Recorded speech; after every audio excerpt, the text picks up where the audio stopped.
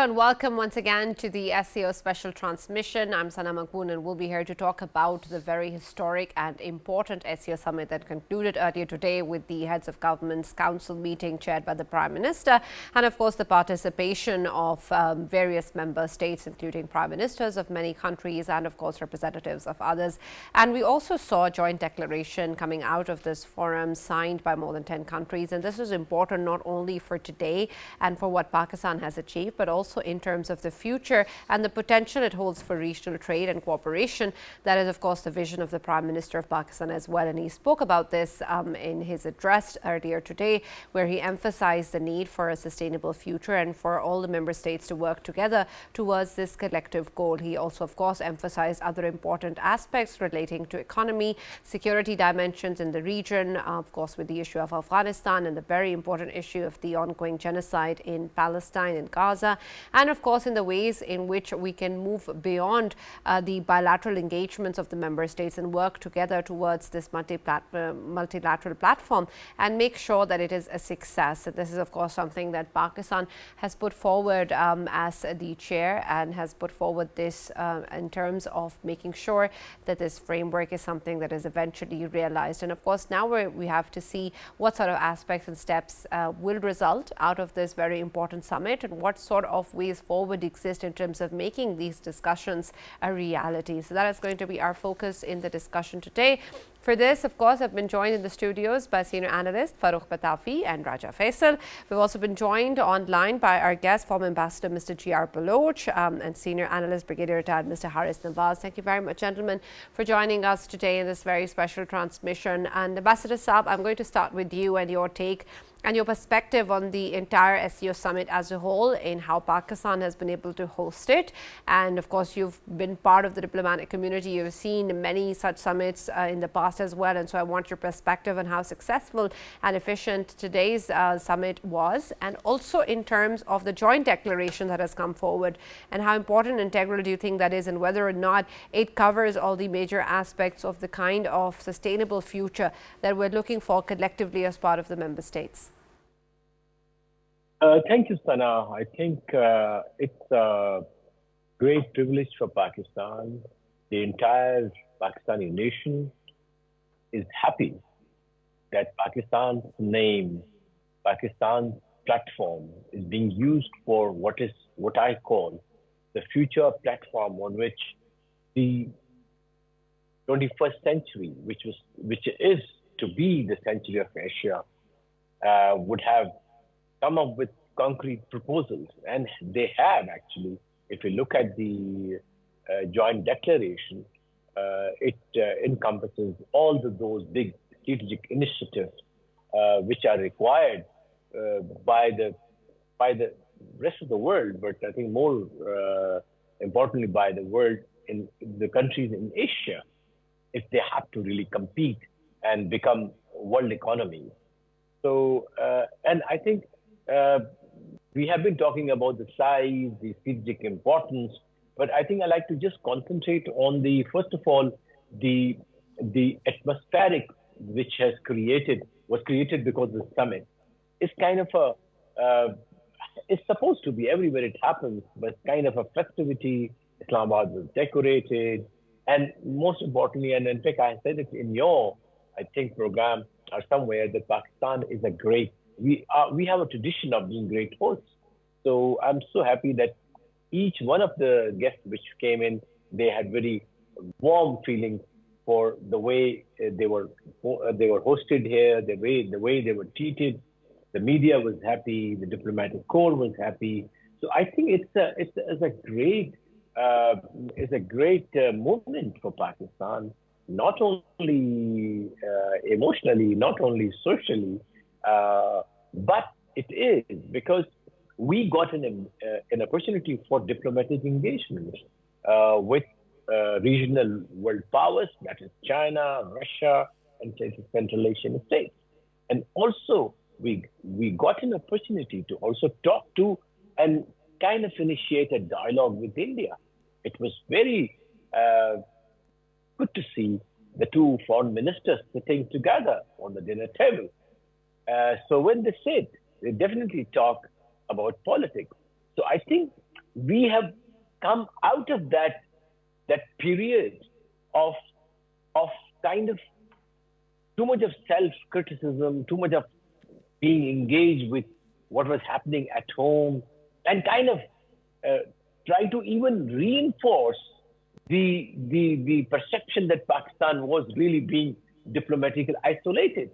So it happens that the wish of your rivals and enemies becomes kind of unwittingly the way you act and react.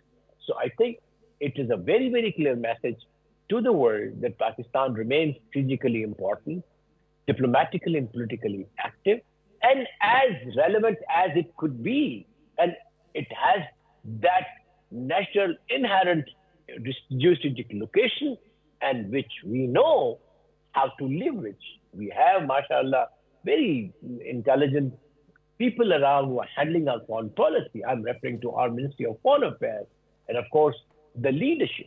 But these occasions are not only one party, they're about the country. It is about the riyasat, not siyasat. So that was completely visible that the entire nation was engaged. You must have seen, you all were riveted. We all were riveted on the television. You all were engaged. So I think the entire Pakistani nation was kind of supportive of this great diplomatic event. And also, as we see further, the concrete decisions which have been taken, which are definitely vitally in our interest, that how the soil of Afghanistan is really kind of marring the stability here, how it is negatively impacting the stability. And unless that comes, our economic integration, the initiatives in the region are going to be affected. So I think we got all the members to come up with some kind of a regional solution, a regional approach. So I think this was another important, I would say, for Pakistan, a very positive support that we got from the regions. And of course, we always believe in the regional stability, regional cooperation, connectivity. So I think definitely our initiatives in collaboration with China, CPAC, and many other connectivity initiatives definitely would have got endorsement. And we hope to see, and that's our dream, that this entire region, which is Euro-Asian region, which has its own vital geostrategic importance, should come up with some initiatives where stability, prosperity, development, sustainable development really takes place. Yes, Sana. Right, absolutely, and these are important and valid points, Mr. Saab, that you mentioned, especially with regards to the atmospherics, and of course the way that this has put forward a very important signal to the entire world. Brigadier Harris, I also want your perspective on this first, in terms of what Pakistan has achieved and the way that its significance is also translated into how the international community is viewing Pakistan through the SCO and otherwise as well, as a very important player in not only in the region but the entire international community.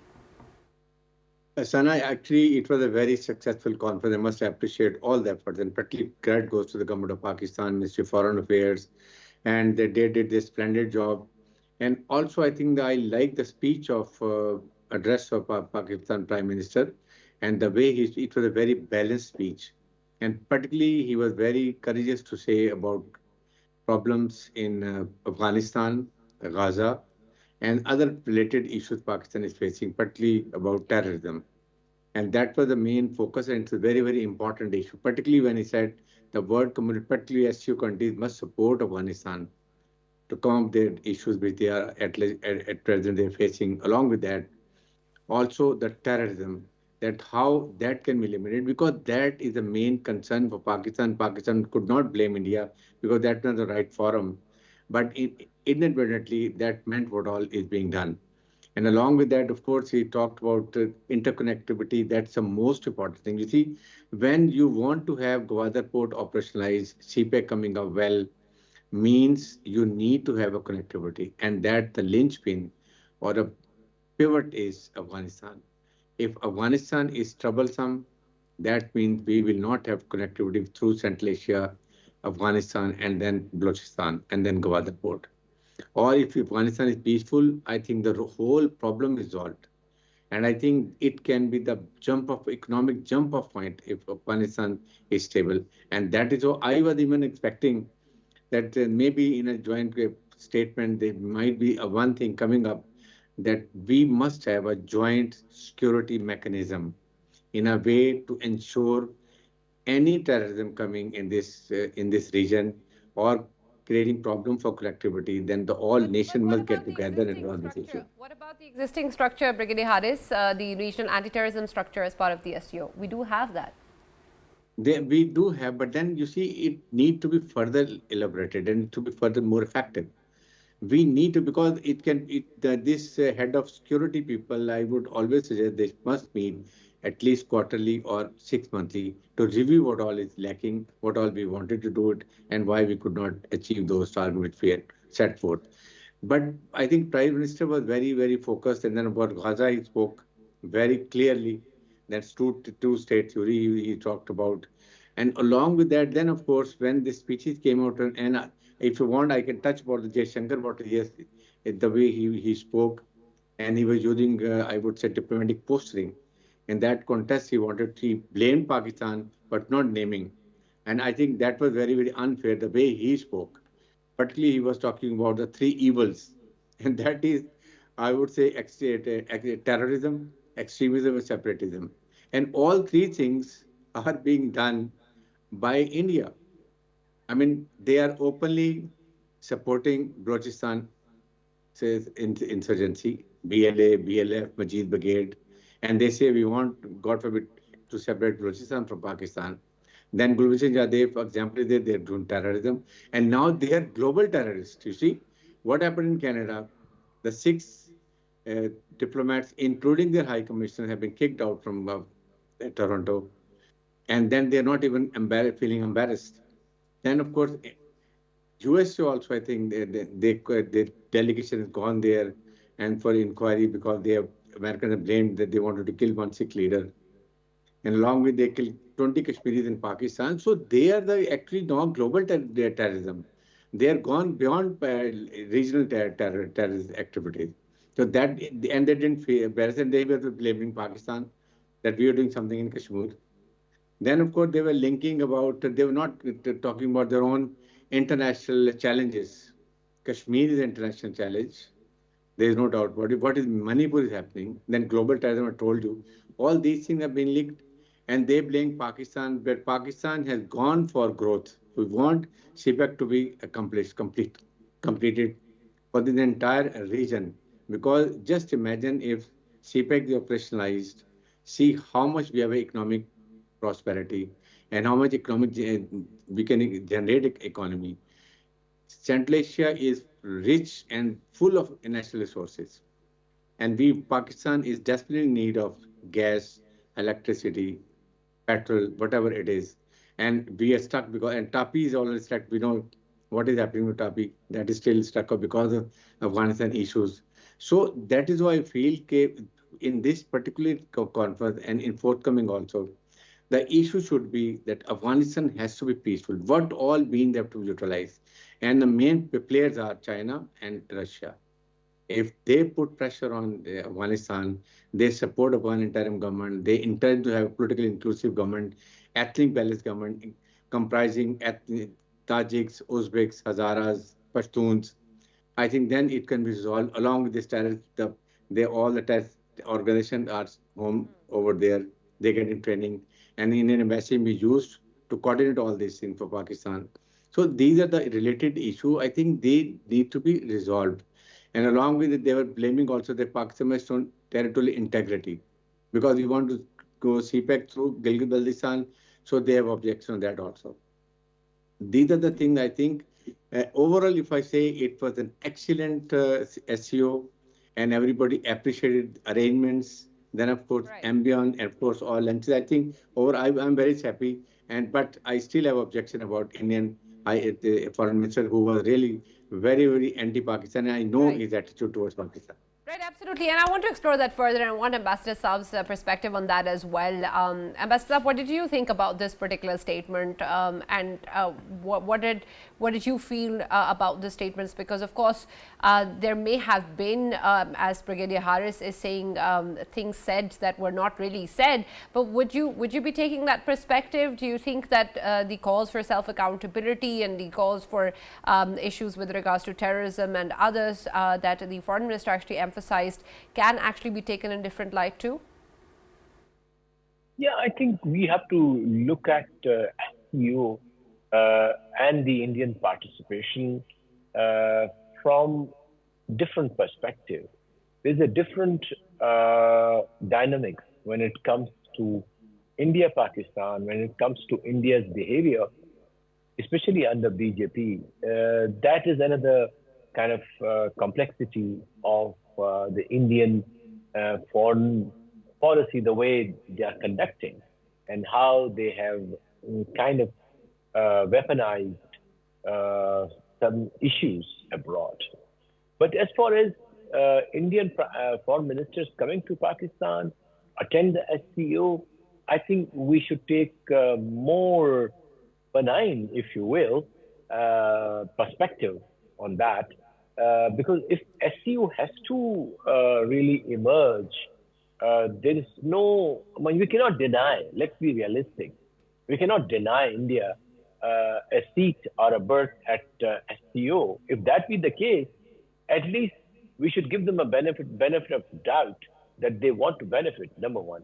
Number two, I think India itself has a vested interest not to miss these opportunities, because they would not like SCO forum to be exclusively given to its two rivals, that is China and Pakistan. So they would like to have their input into the resolutions. So I think it is not that goodness of India to have participated in this meeting which happened to be our turn. Of course, it's our turn that we hosted. So I think from that point of view, I would rather like to take a long-term perspective. For God's sake, I think India has to come up to some senses. Do they want to have some kind of an image of a bully forever? No, they can never be. And if they really want to be respected by its neighbors, they really have to respect their sovereignty. They have to respect their integrity. They have to respect the norms of interstate relations. So we hope that in the coming years and decades, India should be able to play a more positive role in these forums, because that's good for them, it's good for the region, and of course, that's what we desire, and that is all our foreign policy about. As our founders said, that we have that enmity with none and friendship with all. So, and also, we must not forget, I think Indians need to understand that no country can prosper alone. It is only the regions which prosper. So unless the South Asian region prospers, India may have a dream, may have its own illusions and delusions of grandeur, to be, weighing for Security Council seats, becoming a regional power, they become a global power ultimately, and so on and so forth. But really, it is not possible for India to gain that status of a global power, regional power, unless it really takes care of its neighborhood. So it's true for all of it. These are cardinal points of the theory and practice of the foreign policy and international relations, that your goodness starts from your home, from your neighborhood. So I think that spirit of good neighborliness, as demonstrated, in fact, by China. I mean, it has a kind of declared policy of having good neighbor relations with its neighbors, immediate neighbors. So we are hoping that this opening of dialogue, even if it was a chit-chat between the two foreign ministers, symbolizes at least kind of opening of a dialogue. And it is through dialogue, after all, that we'll be able to solve all these problems that we have. So let's hope that this puts Pakistan, India on a path to dialogue at the least. Right, Yeah, absolutely. yeah, Sana, with your permission, Yes. Brigadier Harris, I'm glad that you have highlighted earlier the kind of course, statements which were coming out from the holy man, of course, Jay Shankar, I'm talking about. Whatever he was, of course, claiming that they are concerned about this. I mean, it means that they are concerned about themselves. But whenever we talk about Afghanistan and especially ISIS Khorasan, of course, it happens to be a threat not only for Pakistan, but of course the whole world. We have seen in past that Afghanistan was used as a backyard for carrying out activities in the Western world and in the Western countries. And now, of course, we have ISIS Khorasan, which is the ultimate backyard and training ground for ISIS itself. So, isn't it a sort of a matter of concern for all of the SCO states, and shouldn't they be inquiring about what are the linkages of India? Because in past we have been seeing that ISIS Khorasan was known to have good number of Indian nationals present in them, and then ending up having good relations with the RAW as well, and RAW is facilitating them within Afghanistan. Shouldn't it be highlighted by all of the countries and the security that needs to be looked after, especially in the context of CPAC, in the view that we have been seeing that the number of incidents that have been taking place, terror related incidents related to CPAC, there was an increase, and that increase is obviously from the Indian side, because they are the ones who are posing themselves as a counter China in the region? Definitely, Faisal, you see, you're absolutely right. ISIS Khorasan is totally now a brainchild of India, and whole of the conspiracy being done in Indian embassy in Kabul. And Commander Nasrullah, when he was arrested from TTP, he told that BLA, BLF, Majid Brigade, TTP, and ISIS Khorasan leadership, they all meet over there. They carried out planning, how to go create problem in Balochistan, and how to go for Chinese, then what they have to do in KPK. All this is being, now it is on record. And it is a source of concern for the whole of SCO. That's the problem I'm talking about it. That means that this conference or the next coming must decide how to control Afghanistan, how to control terrorism in Afghanistan, how the interim government of Afghan Taliban have to be told, please see what is happening in your region. It's a threat not only to the region, but the whole global. That is the problem. I say at least head of security of all these countries must sit together and find a way out and make a regulator how they have to be doing it. But another point, you see, if India stop terrorism in Pakistan and Afghanistan, see how much this region is going to prosper economically. There are so many avenues, natural sources, not only in Afghanistan and Central Asia, also in Balochistan and KPK, and see how much Pakistan can gain of it. The problem is we are a nuclear country, and we are the only Islamic nuclear country. We have large standing army, battle-hardened army. We have best geostrategic location. If through CPEC we have economic prosperity, we can take our decisions in our national interests, and that is what is not desired. I would say at some stage, even SCO can also have some bank like IMF, and they can also have them contribute from all countries and then look after their own interests. Second is India, and then of course, if you remember, Jaishankar also talked with United Nations reforms. Why should you talk about it? Because they have the interest. He wanted to convince the SCO countries that support me to become a sixth member of the United Nations. Then they have redundant SARC. That's the problem. They want to have a total hegemonic design that in South Asia, this is the only power, and Pakistan, Maldives, Sri Lanka, Bangladesh, Nepal all should submit to it, not realizing Pakistan is sovereign nuclear state. That is another problem. So we have to all see all these things. And then I feel, honestly, India is going to be a spoiler for success of SCO. This is my personal assessment. Because India is a member of 2+2. India is a part of U2 and I2. In the Indian Member Quad, they are being used, American proxies against Pakistan, then of course China, South China Sea, and then they are sitting here also. So they are present everywhere. Would they like to this forum to be successful, or they want to really remain proxy of other developing countries? This also has to be seen. So I think in that context, but there is no shortcut that Afghanistan has to be peaceful if we want SCO to be a really big joint and a good forum for economic prosperity. Right, absolutely. And these are two important aspects. And Farrukh, I want your perspective on that as well. Firstly, in terms of what we just discussed earlier, the statements coming in from the Indian Foreign Minister, of course, very important to not just our dynamic with the country, but also the dynamic that India brings to the SCO table, and whether or not it's coming with that angle of contributing to the collaboration of all member states. And secondly, with Afghanistan, of course, Pakistan has raised the issue, and it's important and essential for everyone to understand how important a peaceful and stable Afghanistan is. But what can be done through the SCO platform in order to achieve that? Right, Sana, thank you very much for the question. One of the reasons, before this segment, Faisal was asking me, you look tired. So that would be because I spent whole day at the venue where this was happening. So to speak, I was in the room where it happened. As you know, John Bolton has put it in as the title of his book.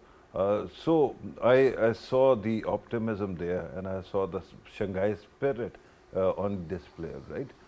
And I think that is very important to understand, because this forum is here to stay. And as I pointed out yesterday as well, in the past, Pakistan and India's hostility, mutual hostility, has allowed them to hold various bodies like SARC hostage to their hostility, right? But this time it doesn't seem to be happening. Why? Because they, compared to others, they are minor stakeholders. The two engines of this body are China and Russia. And because of that, you know, the organization will keep chugging along, and it is going to have some kind of impact as well. Now, regarding India's statement, as I pointed out in the previous segment, Sarah, you know, these statements are usually prepared by a whole host of bureaucracy, and they are vetted many times, and the purpose is to ensure that these statements don't offend the sensibilities of vote bank at home. So I think whatever was said was some kind of you know, of informal legalese, and that's why that was said.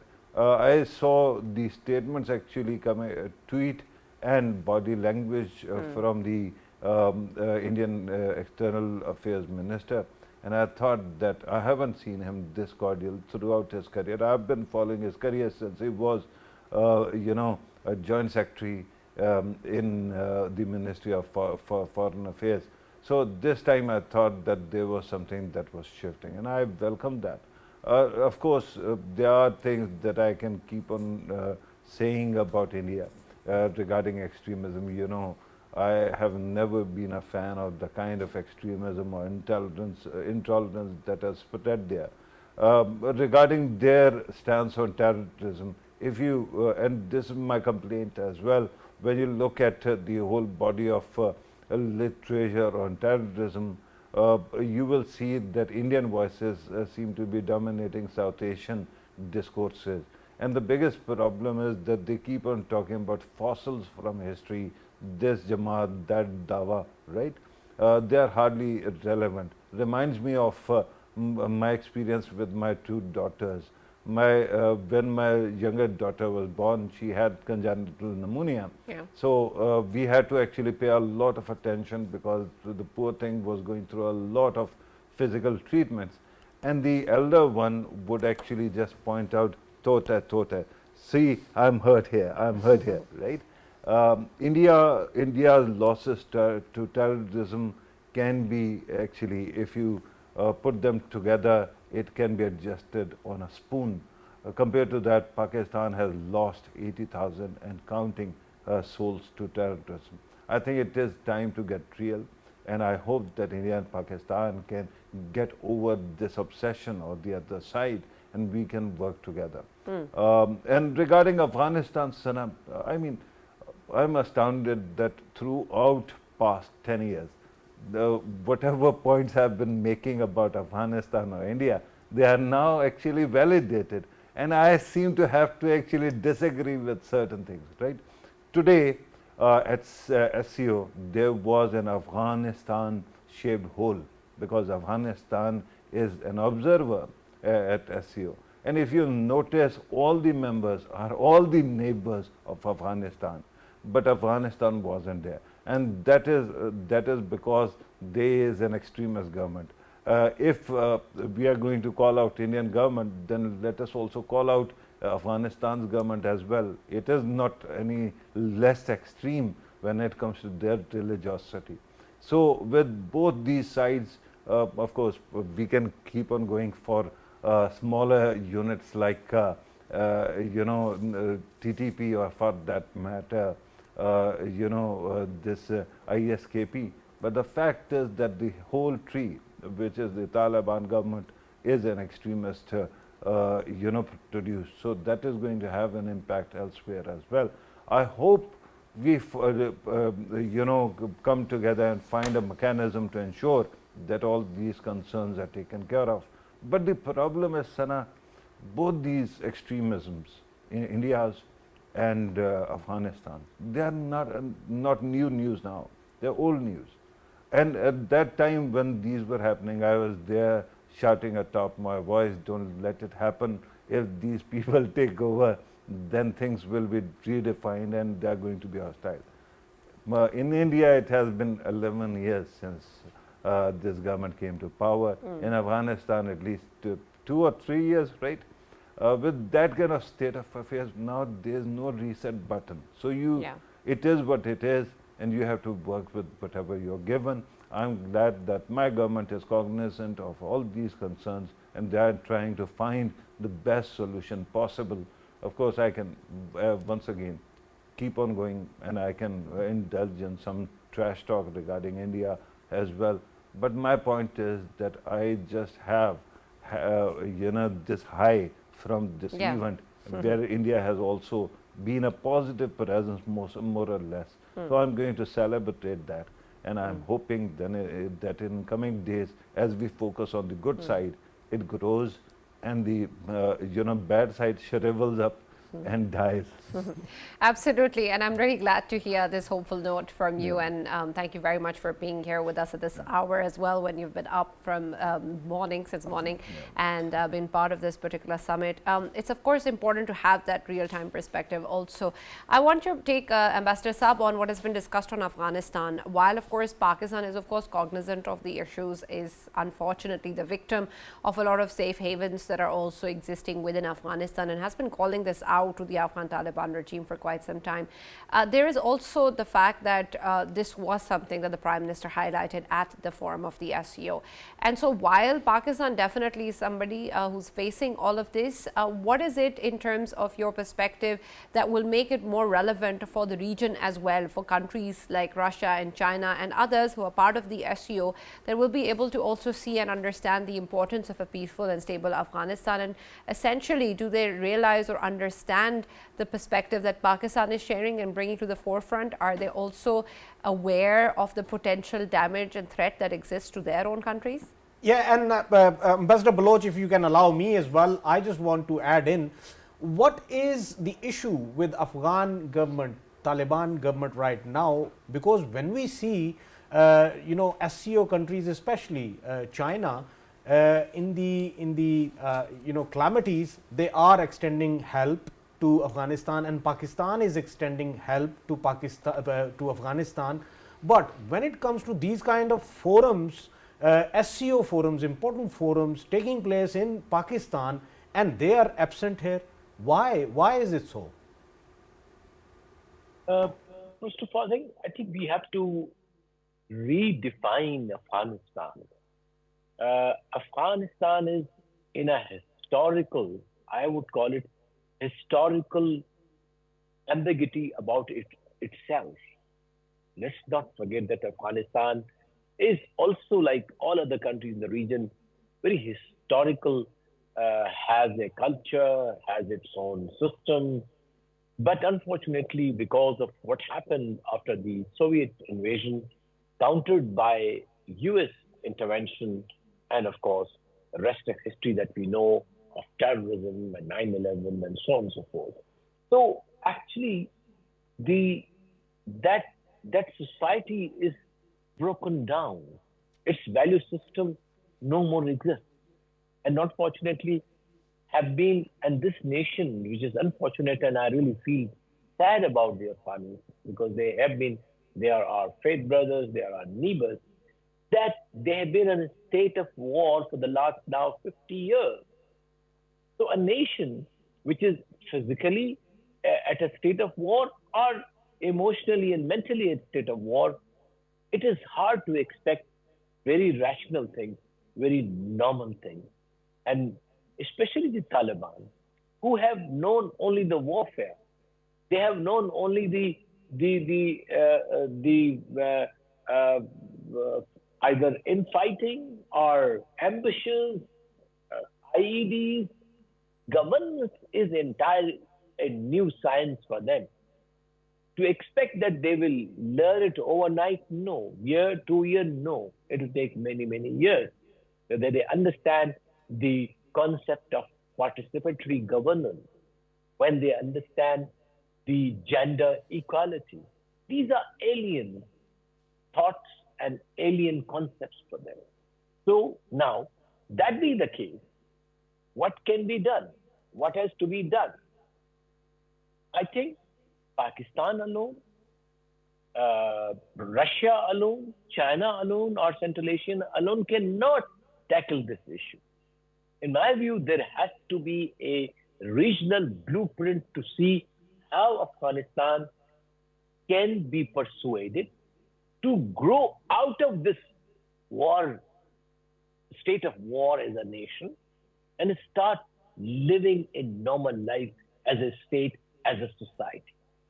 When that happens, only then we see that the state of Afghanistan, whosoever is there on the seat in Kabul, is able to assert its sovereignty over the entire territory and does not allow non-state actors to operate from there against other nations.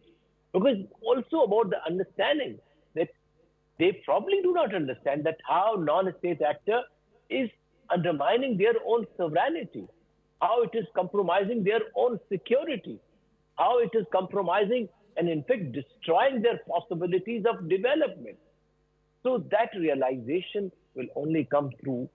I wish Afghanistan, one way or the other, should have been part of this, where it would have learned, would have listened, they would have talked to people. But obviously, there are considerations by states as to how and when to invite a country to such summits. So I think Afghanistan is our big historical and a huge strategic and a diplomatic dilemma, not only for Pakistan, but for the region and for the world. And we have to really marshal the sources as well as the support of the regional powers and the probably global powers to see how Afghanistan can be tackled. It's not only Afghan bashing that will work. Believe me, probably it will not work. It has to be perhaps some incentives and some disincentives that might work. Yep. Right, absolutely. Ambassador Saab, I also want your take now on the future of the SCO and the way that we want to see it proceed. Of course, with the joint declaration, there has to be a way forward as well. But add to that the perspective that the West has on the Shanghai Cooperation Organization, and what sort of a future do you see will be possible, and how will Pakistan be able to navigate all of that in light of how the West views it? I think SCO, as I said, with you or some other program, that not if, but for sure, the 21st century is to be the century of Asia. That be the case, SCO is definitely the platform on which this will happen.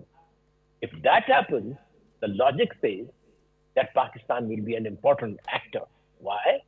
Because China and Pakistan are strategically important partners, not for SCO only, but in their own right. Pakistan-China relations are very, very special, very historical, and very kind of those euphemisms that we use, Iron Curtain, but actually they are.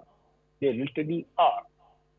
And since the initiatives, the concepts, and also that it is really based on what is called sovereign equality.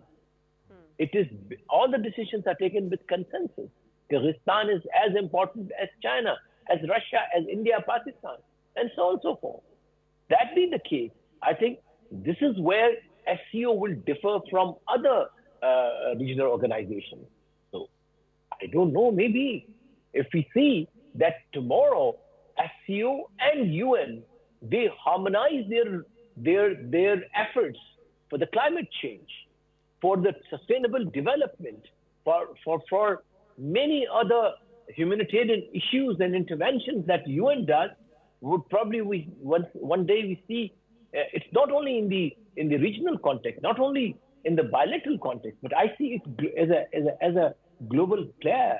And obviously, the most important thing is that we definitely are moving towards what is called a multipolar world.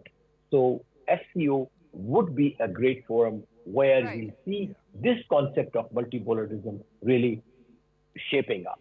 Yes, Tanya. Absolutely. And Brigadier Harris, I want the same question from you in terms of the future that you see from the SCO, and what sort of a role will Pakistan be playing in that? And Brigadier Harris, if you can allow me as well, if we talk about the future, very immediate future, because we are seeing that there are clouds of a conflict, another conflict that is an extension to the Middle Eastern conflict. I'm talking about the Iran chapter, and Iran being one of the member states. And we know that after this joint statement of coming out from SCO, what needs to be done by SCO in coming future to avoid that conflict?